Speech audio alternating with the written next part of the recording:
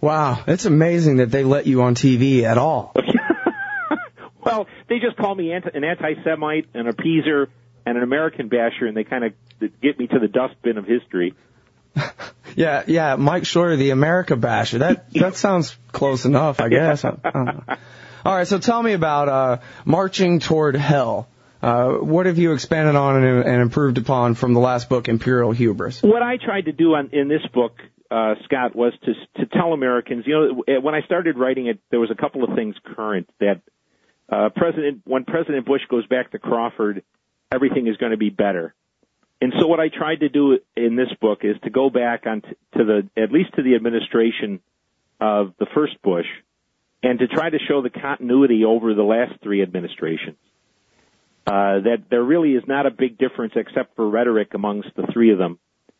And then to point out that really the problem was the mindless way we have supported the Israelis since the 73 war, and our willingness to cave in and be craven to the Saudis.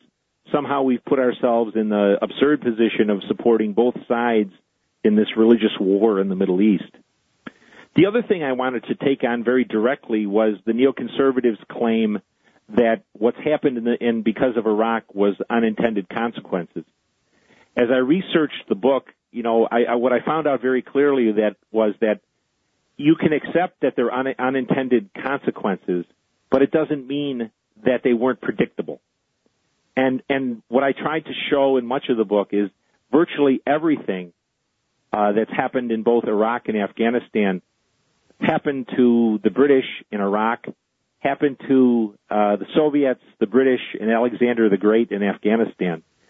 So it's kind of a book that suggests that history doesn't tell you what to do, but it surely tells you what not to do. And we just simply ignored history in our foreign policy over the past 30 years, and it's, in part that's why we are where we are.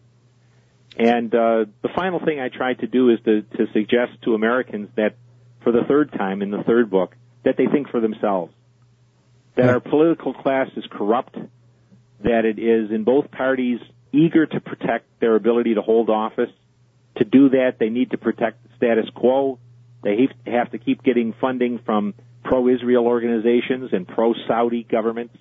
And it's time for Americans to think for themselves and to reflect a little bit on their own history.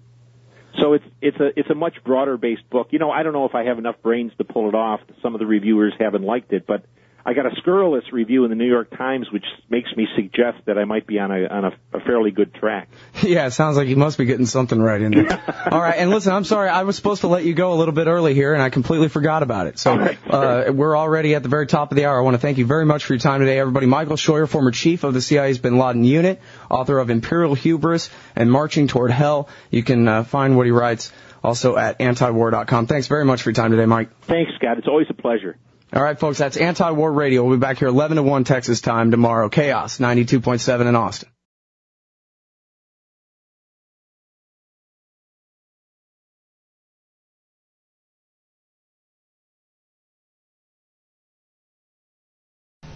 Well, the best idea is to not broadcast what you're going to do. That's naive.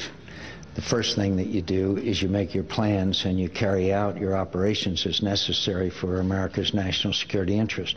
You don't broadcast that you are going to bomb a country that is a sovereign nation. It's just fundamentals of the conduct of national security policy.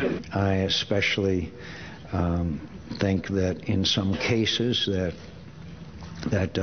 rhetoric has to be substantiated by specific recommendations, and I think that Senator Obama has not been specific in his recipe as to how we address these challenges.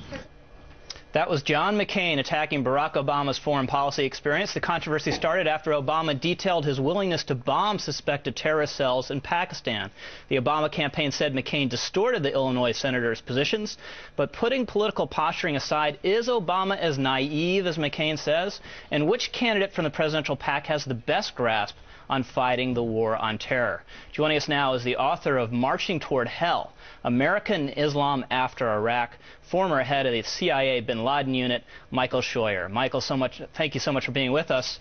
Michael, thank you very much. You've heard this back and forth between the two of them, John McCain and Barack Obama. Is either of them right? I think both of them are equally unable to cope with the threat represented by Osama bin Laden, Al-Qaeda, and the Islamists. They really don't have a clue about what this war is about. Mr. McCain is very confident, but he's clueless. Mr. Obama is equally clueless. They continue to tell Americans that these people are Islamo-fascists and they hate us because of our freedoms and they hate us because of our liberties. What they hate us for is the unusually virulent strain of obsessive-compulsive disorder that's present in the American governing class, and that's called interventionism. That's what the cause of this war is. And neither Mr. McCain nor Mr. Obama nor Mrs. Clinton nor any of the rest of them who were in the campaign, except Mr. Paul, Mr. Kucinich perhaps, had that idea. So what's the therefore then? What would be your policy to deal with this problem? I think the beginning of wisdom here, and is what I said in the book, is to tell the American people the truth. This is about the impact of our foreign policies in the Islamic world. That's not to say those policies are bad or evil. It's simply to recognize the motivation of the enemy. The problem with our political class is they've led Americans to underestimate the threat posed by the Islamists. Hey. These are calculating, serious men. They're not lunatics and they're not nihilists. Hey, Michael, it's Alan Combs. Thank you so much for coming back on the show.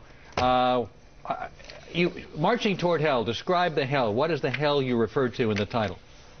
The hell is the result of endless intervention by the American political class, if you will.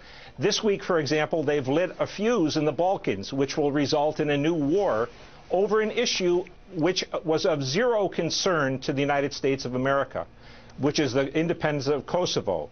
Now, at some point in the future, American troops with NATO troops will be addressing another war in the Balkans. Right. We keep doing this constantly, and it's because the greatest class distinction in America these days is our governing class, who's willing to spend the lives of American soldiers and our treasure for issues that have no relevance at all to American security. One of the key points you're making, in the short time we have, I think it's so important to reiterate this, that they don't hate us, you said this in your earlier book too, they don't hate us because of being free or who we are, they hate us because of what we do, for very specific reasons, and looking at them as a bunch of crazies, they may use people who are crazy to fly planes into buildings and do suicide missions, but the planners and the people who want to go after us themselves are crazy like, if you pardon the expression, foxes, right?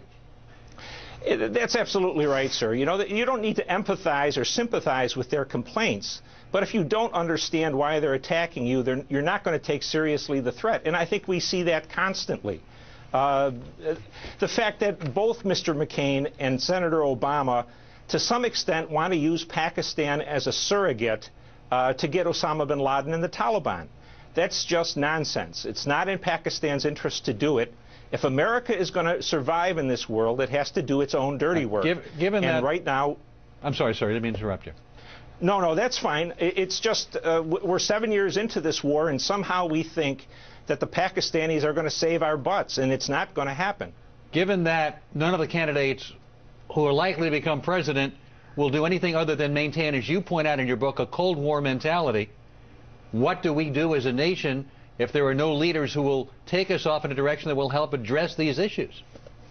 I think it's going to come from the bottom up, like conservation of energy is coming up by people using cars. But I think the agent of change in American foreign policy is going to be Osama bin Laden. When there's an attack in the United States, and there surely will be, and there's thousands of dead Americans, people will begin to figure out that their leaders are just incompetent. You know, neither Mr. McCain or Mr. Obama is a bit concerned with border security, and that's where the attack is going to come. Mr. Scheuer, we thank you so much for coming on. Appreciate your book, and thanks for doing the show. Thanks so much. Thank you very kindly, sir.